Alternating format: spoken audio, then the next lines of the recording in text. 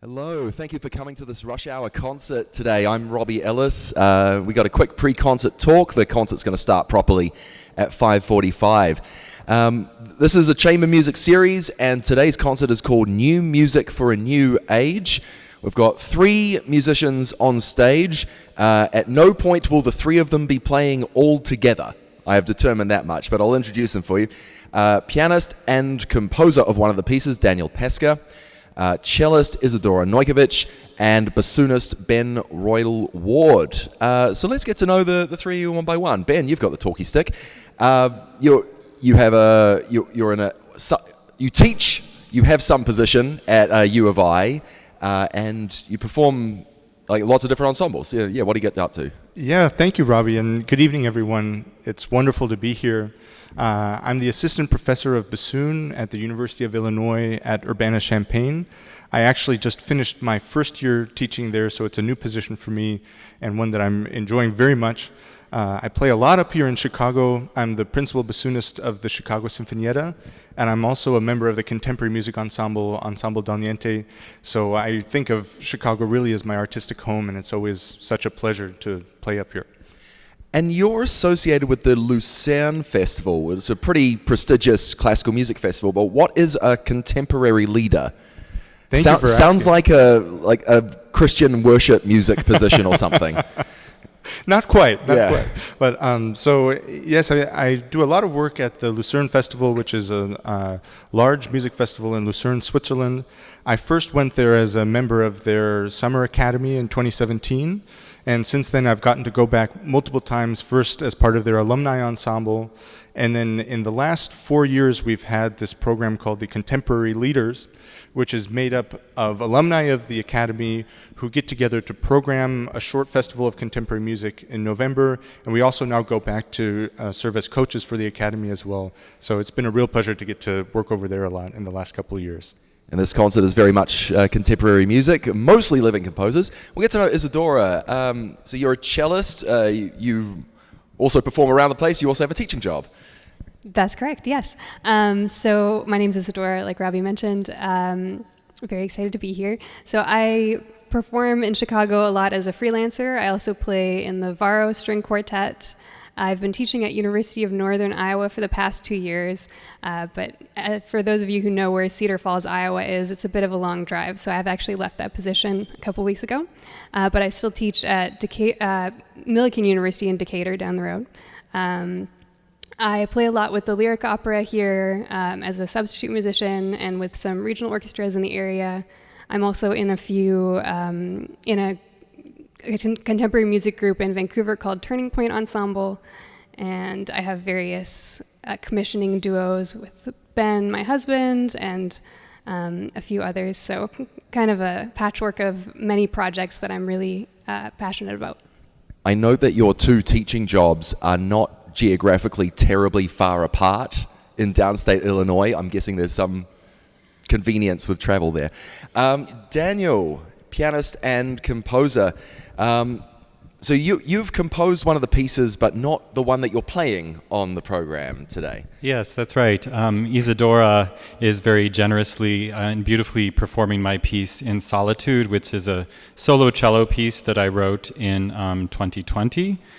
And this is one of its first performances, I think, in person in Chicago. It was premiered during the pandemic, so it got one of those marvelous video premieres, which were so omnipresent during those years. So it's wonderful for Isidora to play it here live. Those video premieres are still pretty useful because there's a lot of repertoire that probably wouldn't have made it to video otherwise. That might have just happened in a concert. It's like, oh, I can look this piece up now. Everybody starts biographies with some sort of pull quote. Yours is hailed as the perfect composer pianist. By continuing your profession, aren't you risking going away from perfection at some point? I suppose so, yeah. I mean, it's been a lifelong juggling act, is kind of wearing 2 hats. But on the other hand, there's a long history of that in classical music. If you think of many of the most famous composers in history, they were composer pianists. I mean, Mozart, Beethoven, Chopin, Liszt, all these folks. So I'm trying to kind of keep pace in that career trajectory. Not to point out audience members too much, but let's get to talking to the first piece on the program by Augusta Reed Thomas, who has just snuck into the third row there. Daniel, you've got the microphone. Bebop Riddle 2B, I think. Tell us all about this piece. Well, Gusti very generously created this piece for Ben and I. We performed the premiere. There was kind of an advanced premiere, and then Gusti made some revisions. And the story with this piece is that Gusti has a series of works called Bebop Riddle. I believe the first one is for solo marimba, and then there's a version that became the basis for the version we play for pizzicato cello and piano. So the cellist is just pizzing. And so that became kind of the basis for the bassoon and piano version. And then she fleshed it out. She really designed it and sculpted it to take advantage of the many beautiful qualities that the bassoon is capable of and that Ben does so well. Jumping forward to the Ruth Crawford-Seeger piece, Isidora, this is for you two, bassoon and cello. Ruth Crawford-Seeger wrote these diaphonic suites for sort of odd instrumental combinations. How do bassoon and cello work together, given that they have a fairly similar range? Yeah, so Ben and I have played a lot of different music together as a duo. Mozart actually wrote a duo for cello and bassoon, and plenty of living composers have written duos as well that are really contrasting. So there's kind of this wide spectrum, and I would say that Ruth Crawford-Seeger's piece is one of the best that is written for our instrumentation. It's a really beautiful piece. It's by far the oldest one on our program, actually, almost 100 years old. And yeah, I mean, we love this piece. It's really kind of captures this angular lyricism, if that makes sense. And the other diaphonic suites are also really, really interesting, but this is the only one that's for bassoon and cello, so obviously it's the best. If you're twigging at the name Seeger, yes, she was the mother and or stepmother to Pete Seeger, Peggy Seeger, quite a line of folk musicians, and she was very much in that tradition, but also a contemporary classical composer of her time. And let's go to, I think, what is the longest piece on today's program, Pilgrimage by Jalalu-Kalvert Nelson. He was born in Oklahoma City, but he's now part of the European avant-garde, in that sort of European festival circuit. You premiered this work. Did he write it specifically for you? Yes, so Daniel and I gave the premiere of Pilgrimage back in February at the Eastman School of Music, where Daniel's a composition professor. And this was a piece that was written for the two of us by Jalalu. He's a composer who's grown to be a close friend of mine and who I've collaborated with several times over the past 7 or 8 years. And he's a really interesting character. Like Robbie said, he was born in Oklahoma City. He spent, he studied with Xenakis at Indiana University, and then spent some of his formative artistic years in New York in the 1970s and early 80s, and then fell in love actually with a Swiss dancer and has been living in Switzerland for the past 30 years and has really recently established himself as someone who's being very frequently commissioned and performed throughout Europe. And so I'm really happy that Daniel and I have gotten to play his music here in his home country in the last couple of years. Yeah, it's an odd position for expat composers to get programmed here in the US. They seem to, I've found that, I don't live in New Zealand anymore, and my pieces kind of disappear when you're not putting in FaceTime at different places. So it's a funny thing that way. The last piece on the program, last two pieces on the program, Isidora, are by Amy Williams, and they've got traffic titles. You want to go into those? Sure, yeah. So the last two pieces, or in a way they seem like movements of the same piece. I don't know actually how Amy Williams thinks of them. Maybe you do. But twin pieces, maybe? Twin pieces, yeah. Sure. So the first is entitled Give Way, and the second is Stop/Yield, like the traffic signals. I've really sort of been a fan of these pieces for a long time.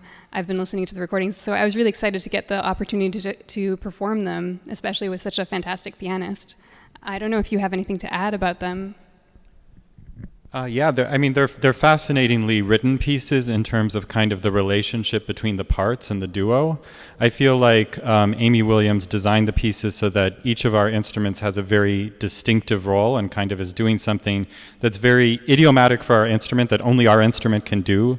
Like you'll hear these long, long, long sustains that Isidora plays in the first movement, and then I have very kind of these falling gestures and then these very punchy punctuations here and there. So she really plays, I think, with the timbre, like the color of the instruments and what they're able to do, and it's really ingeniously done. Just before we finish up this talk, I'll let you know about a couple of upcoming concerts from Classical Music Chicago.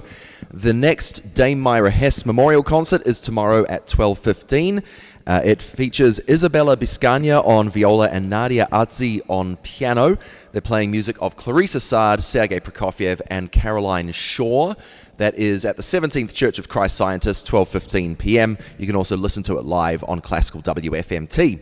And then next week's Rush Hour concert right here at 5:45, clarinet quintets, Susan Warner from the Lyric Opera Orchestra and Friends, play music of Brahms and Coleridge Taylor. This concert is going to start at 5:45. Please join me in thanking Daniel Pesca, Isidora Nojkovic, and Ben Roidl-Ward.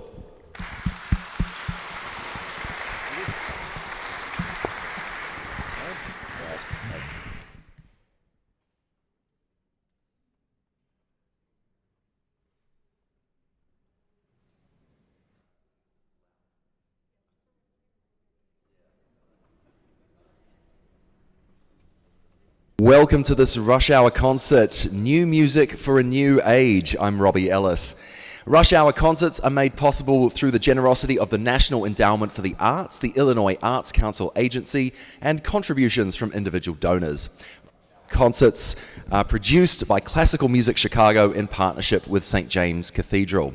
I'd like to acknowledge the presence of Augusta Reed Thomas in the house today. One of her pieces is on the program, in fact, the very first one up. And to begin, please welcome bassoonist Ben Roidl-Ward and pianist and composer Daniel Pesca.